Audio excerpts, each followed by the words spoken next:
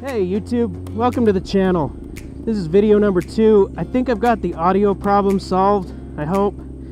I had an old Tascam DR05 that I used to use to record guitar, and we're going to use that to do audio instead of relying on the crappy GoPro audio connections. Up front we got Cindy, that's my wife. She's on her Z125. Well, it's kind of both of ours. I bought it so that I had something to screw around on, and she had something smaller to learn on. She's doing pretty good. We're just heading up to the gas station right now. Car wash. We're gonna wash this bike. It's the rain. It got out in the rain once this week, and it's just a disaster. As you can see, it's quit raining finally. It was like 10 days or something straight of rain. It was absolutely ridiculous, but it's a beautiful day. So we're taking a ride to the gas station. We're gonna get this washed, maybe grab a little cheap gas station crap food, and then she's gonna head home and I'm gonna head out on a ride.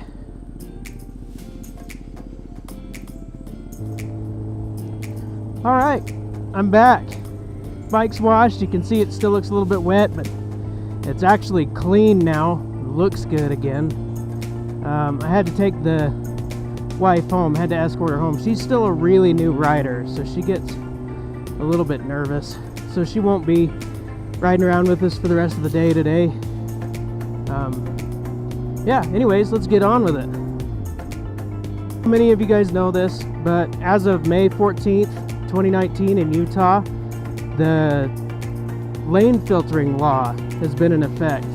Now, in Utah, all of the motorcycle groups on Facebook and all the other websites, the members are kind of sick of talking about it.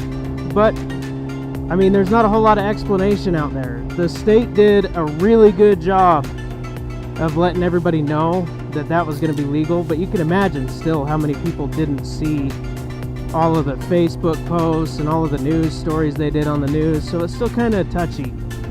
But what the rules are is to lane filter.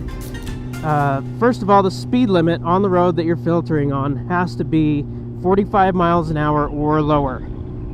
And to me, that seems a little bit backwards. Like, I wouldn't want to get rear-ended at all, but I'd much rather get rear-ended at 45 or less than, say, 50, 55, 60, more than that. So that part doesn't really make sense to me. But anyway, the first rule is the speed limit on the road that you're filtering on, has to be 45 miles an hour or less. The second rule is there has to be 2 lanes on the road going in the same direction that you are, 2 adjacent lanes.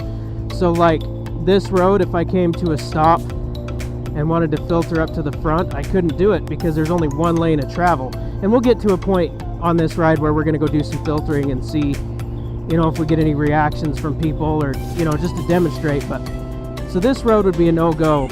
2 straight lanes, 3 straight lanes, 2 left turn lanes. You can filter down the left turn lanes if you want. It's a little sketchy, but that's rule number 2. Rule number 3 is that traffic has to be stopped completely. You can't filter at an intersection until all of the cars around you have quit moving. And I think that's the general consensus, but the actual way that the law is worded is that traffic in the lane that you're overtaking cars in has to be completely stopped. And that's just how the filtering works. How they've written it into the law is you're not riding down the center between 2 lanes. You are overtaking vehicles on the left-hand side in the lane that you're in. So, I don't know, interpret that how you want, but that's the rule. Traffic around you has got to be stopped when you filter to the front. The next rule is that the motorcycle can't be going more than 15 miles an hour while you're filtering. I don't know why you'd want to filter around stopped cars any faster than that. Like, I could see if you were in Cali and you were lane splitting and cars were, you're in traffic going like 35, and cars, were going 35 and you lane split doing 40 or 45. I can see that, but I don't know why you'd want to go any faster than 15 to filter while cars around you are stopped anyway. Those are the general rules. The last one is you can only filter if the movement can be made safely. I guess that's just completely up to the cop that's watching you to determine whether or not the move was made safely.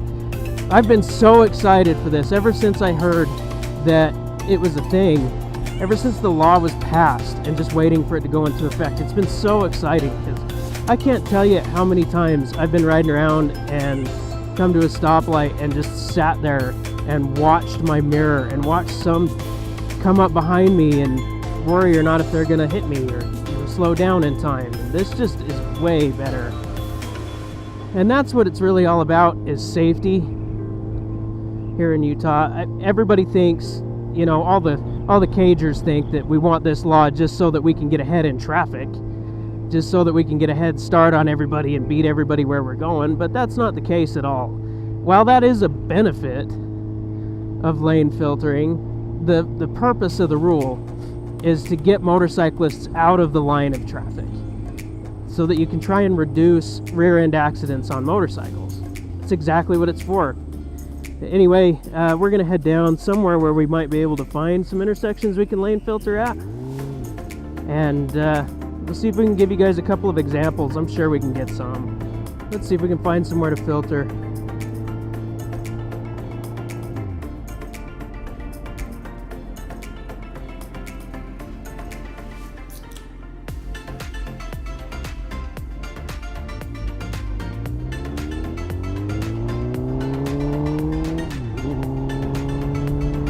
And it is so beautiful out today. There's so many people out on bikes. It's awesome.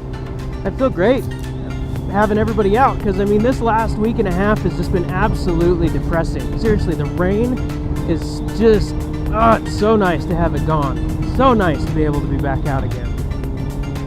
Hopefully with this new audio setup, we're not getting a ton of wind noise. So obviously lane filtering in Utah is nowhere near what they can do in California. That's why we call it filtering instead of splitting, is to kind of differentiate the behavior. But I really wish they would have just gone all the way and just let us split like California. It works there fantastically, and it doesn't have any silly little rules like we've got here. I guess they're just doing their best to try and make sure everybody's safe. So it is what it is. At least we've got something. Alright, perfect. Here's the first opportunity we're going to get to filter. The speed limit on this road is 40, so we're good there. We got 2 lanes going in the same direction, adjacent traveling traffic. We got plenty of gap down the center. Just got to wait till everybody's stopped. So everybody's stopped. Just proceed up the middle like so. Less than 15 miles an hour, and then when you get to the end, pull up in front of somebody, maybe across the stop bar just a little bit, and give other bikers room that might be coming up behind you. You never know. But that's it. It's essentially a lane filter, and so far I've done it a ton, and I haven't had anybody get mad at me. I haven't had anybody flip me off, yell at me, nothing. It's been smooth. People really don't seem to mind, at least not people I've run into.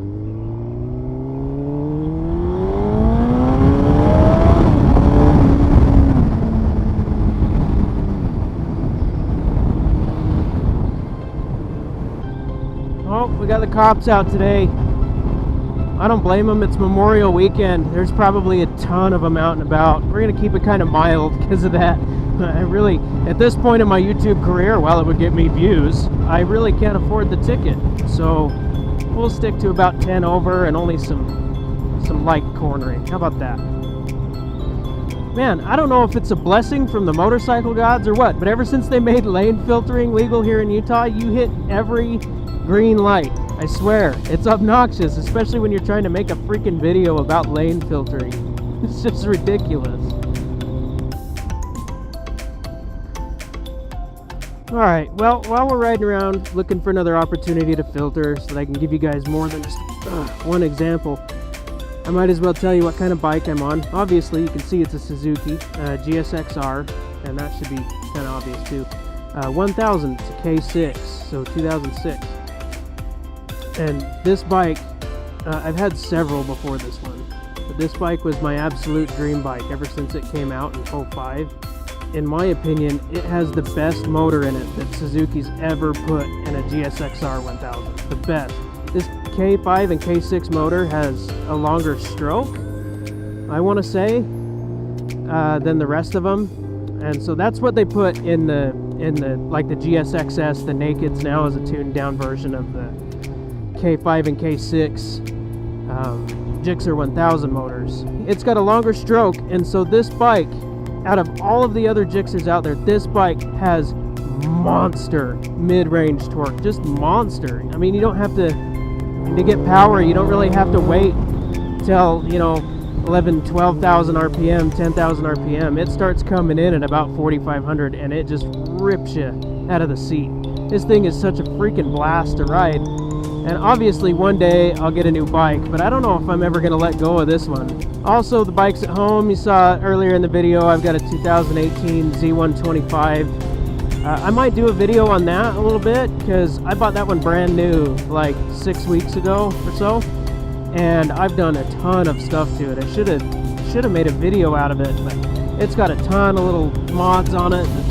Maybe I'll make a video about that one separate. Maybe I'll just make a bikes video and just show you both and tell you everything I've got done to each one of them, because the GSXR is not stock either. And I never in my life thought I would complain about hitting every single green light until today. This is insane. Alright guys, here's example number 2. There's not big lines of cars to filter through, but there's a ton of space, so I'm going to do it anyway. And that's how it's done. Easy peasy. A lot of guys complain that they might not have enough space between the cars, but as much as I've filtered, and I've done it a bunch now, I haven't seen space to be any kind of issue whatsoever. I mean, there's some...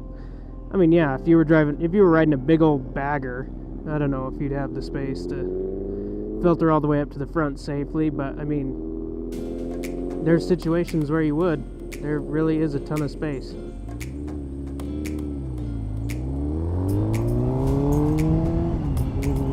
And obviously, guys, it's the rider's choice whether or not they want to filter. You don't have to. I would recommend it. You don't have to. But I guess it all kind of depends on your comfort level. I mean, I've been doing it for years, extra legally. But it depends on your comfort level. I wouldn't recommend filtering to a brand new rider, for sure. Not at least until they get their legs. And you probably ought to do it on something bigger than a freaking ROM or a Z125. Like, I filtered once on the Z, and it just does not have to get up and go to get away from traffic fast enough, you know, or safely enough to do it. I mean, you're mitigating a lot of risk of getting hit from behind by filtering, but you've also got to make sure that after you filter, you can get out of the way safely so you don't get run the hell over. And honestly, what usually happens when you filter anyway, it's not like you're doing it at every single light. Once you filter, you know, you're pretty much at the front of the pack of the cars that you were in, so you filter like once or twice going down a road and you're just perpetually at the front. So in Utah, they also voted this law in with, I think it's called a sunset clause. I think that's the term for it. Let me know if I'm wrong. But what it is basically it was voted in and it has an end date. And it's like 2 or 3 years. I think it's 3 years from the day that it was voted in. And if it doesn't get re-signed by the governor or re-voted in or however that process works, then it just goes away. So right now what's happening is we're testing this law out. I suggest doing it following every single rule. Only you know what you're capable of and you know what's safe for you. So, and the only way we're going to really get to keep this law is by following the rules. But that being said, if there's a safer situation for you that might just barely be right outside the limits that you can do, I mean, if it were me, I would just do it. Do it and hope there's not a cop right there. Perfect. Here's number 3.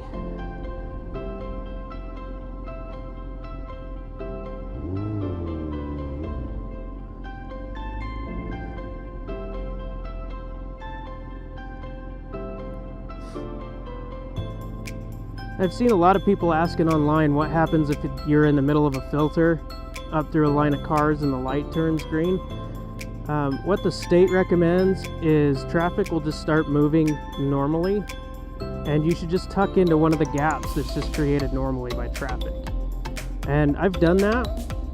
It's fairly safe, but what I like to do is just kind of, you know, depending on how far back I am in the line, I'll just give it a little bit of throttle and just kind of, you know, make my way out of the pack while still in the center. And there's nothing in the law that specifically prohibits that, but there's nothing in it that allows it either, so it's kind of a gray area until, you know, somebody gets a ticket for it or something. And honestly, the best thing about this lane filtering is being able to do it when you're right next to a freaking cop and not getting busted for it. It's the best ever. Like, you just ride past them, they'll look at you, you just wave. All the cops know so far, and that's been pretty good. I don't know that anybody's actually been pulled over yet. I haven't seen any stories that were like legit on any of the boards that I read or any of the Facebook groups I'm in. But so far, it's gone really smooth. Really smooth for me. I know I've seen a couple of people gotten yelled at and flipped off and stuff just because people are ignorant and don't know the rules. But, you know, you gotta expect that when there's something this big of a change to traffic law, you know, right when it's brand new. It'll take these people in Utah years to learn it. I mean, all these drivers out here have to relearn how to drive in the freaking snow in the wintertime. So imagine how long it's going to take them to learn that we can lane filter and there's nothing wrong with it. It's finally legal. Alright guys, I think that's going to about do it for today. If you like the content of this video, please remember to like, comment, subscribe to my channel. I really want to keep making this content, and I'm just hoping you guys find it interesting, because if you don't, then, well, I'm not going to make it. So, like, comment, subscribe. Thank you for being here. Thanks for watching. We'll see you in the next video.